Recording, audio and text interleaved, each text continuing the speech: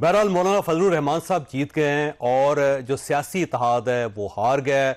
अब आईनी अदालत नहीं बन रही, एक आईनी बेंच बन रहा है सुप्रीम कोर्ट ऑफ पाकिस्तान के अंदर, और उस बेंच की मोडालिटीज जो हैं वो अब तय की जा रही हैं। अब जो अगला सवाल है कि जब मौलाना फजलुर रहमान साहब ने अपनी शर्त मनवा ली तो उसके जवाब में या उसके बदले में वो हुकूमत को दे क्या रहे हैं। कुछ लोगों का ख्याल ये है कि अब जस्टिस मंसूर अली शाह साहब चीफ जस्टिस ऑफ पाकिस्तान नहीं बनेंगे, एक पैनल होगा 3 जजेस का या फिर 5 जजेस का, और उसमें से गवर्नमेंट चूज करेगी कि किसको चीफ जस्टिस ऑफ पाकिस्तान बनाना है। और ये मौलाना फजलुर रहमान साहब की तरफ से ऑफर हुई और दूसरी तरफ से गवर्नमेंट ने उनकी ऑफर कबूल कर ली। अब पाकिस्तान तहरीक इंसाफ को इन्वॉल्व किया जा रहा है। अब मसला यह है कि पाकिस्तान तहरीक इंसाफ को क्या पैकेज दिया जाएगा कि वो कल वोट कर दें, और अगर वो वोट नहीं करते तो फिर उनके MNAs और सेनेटर्स जो हैं उनका क्या बनेगा। ये एक सवाल है जो आज के शो में हम डिस्कस करेंगे। हमारे साथ तशरीफ रखते हैं राना एहसान अफजल साहब, पाकिस्तान मुस्लिम लीग नून के साथ इनका ताल्लुक है। शर्मिला फारूकी साहब हमारे साथ तशरीफ रखती हैं, पाकिस्तान पीपल्स पार्टी से इनका ताल्लुक है। और नईम हैदर पंजोता साहब हमें ज्वाइन करेंगे थोड़ी देर में, पाकिस्तान तहरीक इंसाफ से ताल्लुक रखते हैं। और JUI से हमारे साथ तशरीफ रखते हैं राशिद सोमरो साहब, अगर आप इजाज़त दें राशिद सोमरो साहब से। सोमरो साहब ये फरमाइएगा सर, ये मौलाना फजलुर रहमान साहब की जीत है क्योंकि उनका एक मौकफ था और अल्टीमेटली सारी पार्टी उसको मौलाना की बात माननी पड़ गई, लेकिन अब आप लोग ऑफर क्या करेंगे, गवर्नमेंट को क्या देंगे इसके बदले में? अस्सलाम वालेकुम जावेद चौधरी साहब और सारे दोस्तों को अस्सलाम जो यहाँ तशरीफ फरमाए हैं। ये बात गलत है कि मौलाना साहब ने कोई ऑफर की है हुकूमत को के बदले में मैं आपको ये दे रहा हूँ, बिल्कुल गलत है और इसमें कोई सदाकत नहीं है। इस पर डिस्कशन जरूर हो रही है, हुई है कि जी पैनल होना चाहिए, जुडिशल कमीशन, पार्लिमानी कमीशन रिकमेंडेशंस वो प्राइम मिनिस्टर को भेजेगी और प्राइम मिनिस्टर चूज करेंगे। लेकिन ये कहना कि मौलाना फजलुर रहमान साहब ने कहा है कि आईनी अदालत नहीं, आईनी बेंच और उसके बदले फिर ये बात बिल्कुल गलत है। ये बात जावेद चौधरी साहब आप ज़हन में रखें कि जब तक हुकूमती मुसवदा था तब तक वो मौलाना साहब के पास तशरीफ ला रहे थे। जब मौलाना साहब का मुसवदा है तो अब मौलाना साहब तशरीफ लेके जा रहे हैं।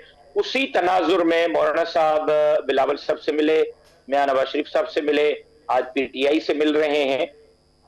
उस मुसवदे में JUI की तरजीह किसी जज को हटाना, किसी जज को लगाना, सुप्रीम कोर्ट की सुप्रीमेसी को ठेस पहुंचाना कतई तौर पर नहीं है, बल्कि उसमें आइन की मजबूती है, इदारों की मजबूती है।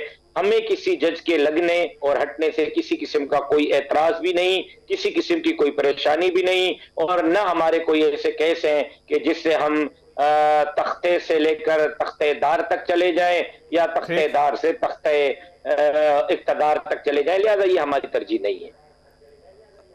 अच्छा, वैसे सोमरो साहब अगर फर्ज करें कि आईनी अदालत भी नहीं बननी और ये जो इस वक्त सिस्टम है चीफ जस्टिस ऑफ पाकिस्तान की अपॉइंटमेंट का उससे भी बरकरार रहना है, तो फिर इस आईनी तरमीम की जरूरत ही नहीं है।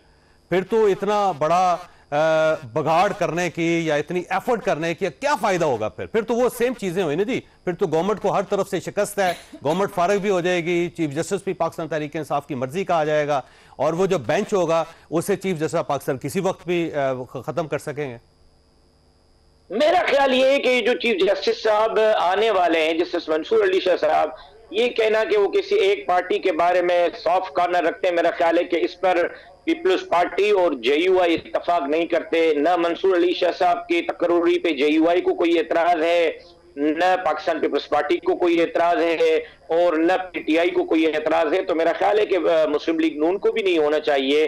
लेकिन असल जो चीज है जावेद चौधरी साहब जो आपने सवाल किया वो ये है कि इस वक्त अवाम सफर कर रहे हैं, अवाम को इंसाफ नहीं मिल रहा। सुप्रीम कोर्ट में सिर्फ वो केस हाईलाइट हो रहे हैं जिसका अवाम से ताल्लुक कम, पार्लियामेंट से, इक्तदार से, हुकूमत गिराना, हुकूमत बनाना, पार्लियामेंट को गिराने का तहलील करने का फैसला दुरुस्त था या गलत था, ये पार्टी इलेक्शन में हिस्सा ले सकती है, ये नहीं ले सकती, इसको इंतखाबी निशान मिलेगा नहीं मिलेगा, रिजर्व सीटें मिलेगी या नहीं मिलेंगी, ये वह मामलात इतने ज्यादा डिस्कस हो रहे हैं कि अवाम के जो केसेस पड़े हुए हैं, अवाम को वहां इंसाफ नहीं मिल रहा। बेंच बनेगी या आईनी अदालत तो आईनी अदालत बननी चाहिए ना सोमरो साहब, क्योंकि अगर इसी सुप्रीम कोर्ट ऑफ पाकिस्तान से 4 या 5 जजेस अलग करके आप बेंच बना देंगे तो इसकी स्ट्रेंथ कम हो जाएगी और जब स्ट्रेंथ कम हो नहीं, जाएगी तो ये फिर भी उसी तो- तरह जो सियासी मामलात हैं वो मुझे ज्यादा अभी- सामने आएंगे और बाकी केसेस पीछे चले जाएंगे। और दूसरा, जस्टिस मंसूर अली शाह साहब उन 8 जजेस पे शामिल हैं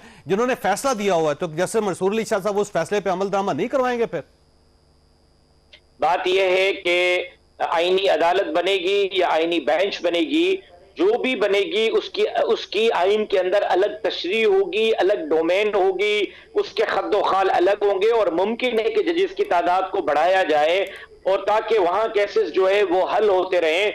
जब आइन बन जाएगा तो आइन बनने के बाद पुराने फैसलों की अहमियत क्या रहेगी, ये आप भी बेहतर समझते हैं, मैं भी बेहतर समझता हूं। ठीक हो गया, बहुत शुक्रिया आपका सोमरो साहब। राणा साहब फरमाइएगा कि पैकेज क्या है, अगर आपने कुछ गिव किया तो कुछ टेक भी कर रहे होंगे आप? बिस्मिल्लाहिर्रहमानिर्रहीम। देखें, एक डिटेल्ड जो है वो नशिस्त, बहुत सारी नशिस्तें हुई और कल भी एक बड़ी नशिस्त हुई जहां जमातों के लीडर्स जो हैं वो बैठे, फिर आज पार्लिमानी जो कमेटी है वहां भी जो है वो प्रपोजल आए। देखें, बात इसी को कंसेंसस कहते हैं, ये जमहूरियत है कि जहां आप कंसेंसस बिल्ड करते हैं तो कोई चीज़ आप नहीं अगर लोगों को मना पाते तो फिर उनकी माननी पड़ती है और इसी तरह आप आगे बढ़ते हैं। मेरे ख्याल से ये इस प्रपोजल में आईनी बेंच की बात है, फिर उस बेंच की तश्कील किस तरह की जाएगी उसके ऊपर बात है। नए जजेस अपॉइंट किया जाएगा उसमें? जी, उसकी उस बेंच की जो है वो सिलेक्शन कैसे होगी, वो जुडिशल कमीशन करेगा। ये प्रपोजल है, अभी इन्होंने फाइनलाइज होना है, तो ये कोई मैं हतमी बात नहीं कर रहा, लेकिन डेफिनेटली सर अगर बेंच बनेगा तो इन्हीं जजेस से लेंगे ना आप? जी, उन्हीं जजेस से लेंगे और उस बेंच के अंदर कुछ जजेस होंगे और कुछ और लोग होंगे। तो और लोग तो बेंच के अंदर नहीं हो सकते सुप्रीम कोर्ट ऑफ पाकिस्तान? नहीं, जो सिलेक्शन ऑफ वो Like जुडिशियल जो आपने जो कॉन्स्टिट्यूशनल जो आपने बेंच बनाना है, कॉन्स्टिट्यूशनल जो आपने बेंच तश्कील देना है, उसकी सिलेक्शन की मैं बात कर रहा हूँ। तो उसकी सिलेक्शन का एक मैकेनिज्म जो है वो प्रपोज किया गया है। फिर ओवरऑल जजेस की, चीफ जस्टिस की तकर्री कैसे होगी उसका प्रपोजल है। उसके लिए पैनल आएगा? उसके लिए बिल्कुल पैनल आएगा। ये हमारा ये गवर्नमेंट का प्रपोजल है, अभी भी कुछ जमातों की राय मुख्तलिफ है।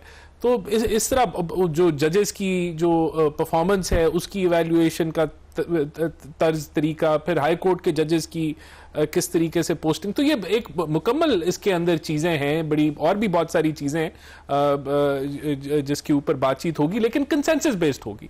देखिए, यही पीटीआई भी शामिल होगी इस कंसेंसस में? देखिए, पीटीआई को तो जेयूआई ने भी इंगेज किया और उनसे कहा कि आप प्रपोजल दें। हम भी कहते हैं प्रपोजल दें, और मेरे ख्याल से अभी मैं एक प्रोग्राम में था तो इस चीज को वो अप्रिशिएट कर रहे थे कि अगर ये कॉन्स्टिट्यूशनल बेंच है तो बिल्कुल इस पे बात हो सकती है। तो ये देखें, मैं समझता हूं कि एक तेजी जो हुकूमत ने की और जिसमें हमें नाकामी हुई और हम उसको तस्लीम करते हैं, अब ये एक बेहतरी की तरफ चीजें बढ़ रही हैं और कंसेंसस बेस्ड बढ़ रही हैं।